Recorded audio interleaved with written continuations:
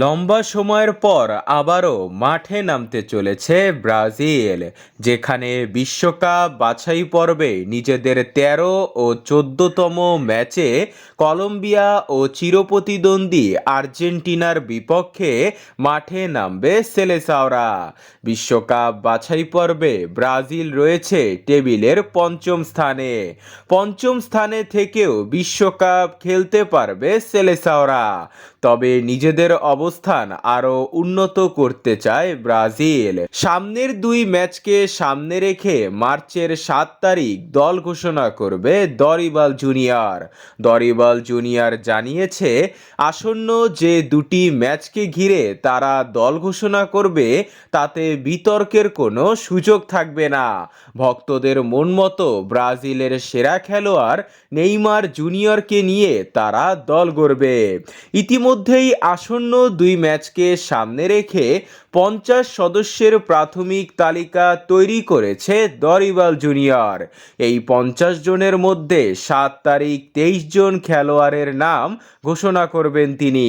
ব্রাজিলের বিভিন্ন সংবাদ মাধ্যমের মতে আর্জেন্টিনা ও কলম্বিয়ার বিপক্ষে কেমন হতে চলেছে ব্রাজিলের স্কোয়াড, কারাই বা ডাক পেতে চলেছে, চলুন দেখে নেওয়া যাক।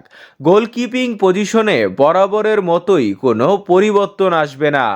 ইনজুরির কারণে গতবার অ্যালিসন বেকার না থাকলেও এবার তিনি ফিরছেন প্রথম চয়েস হিসাবে।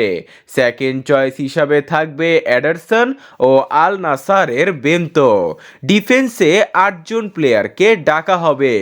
৮ জনের মধ্যে সেন্টার ব্যাকের দুই পজিশনে অটো চয়েস হিসাবে থাকবে মার্কুইনিয়স ও আর্সেনালের গাব্রিয়াল মেগালেস। তারা স্টার্ট করলে তাদের সাব হিসাবে থার্ড চয়েস হিসাবে দেখা যেতে পারে মুরিলো ও পিএসজি এর লুকাস বেরালদোকে।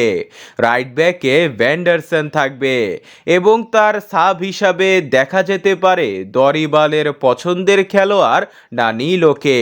লেফট ব্যাকে আসতে চলেছে পরিবর্তন, কারণ গতবার এখানে আবনার স্টার্ট করেছিল।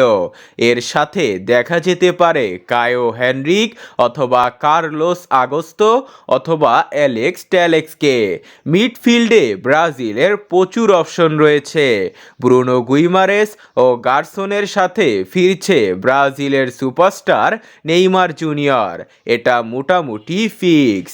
তবে তাদের সাব হিসাবে দেখা যেতে পারে আন্দ্রে আতালান্তার হয়ে দুর্দান্ত ফর্মে থাকা এডারসন এবং আন্দ্রেস পেরেইরাকে।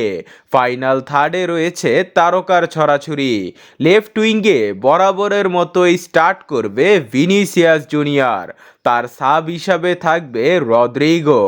রাইট উইঙ্গার হিসাবে রয়েছে বার্সার পোস্টার বয় রাফিনহা, রয়েছে সাবিও, লুইস এনরিক ও রিয়াল বেটিসের হয়ে দুর্দান্ত ফর্মে থাকা অ্যান্থনি।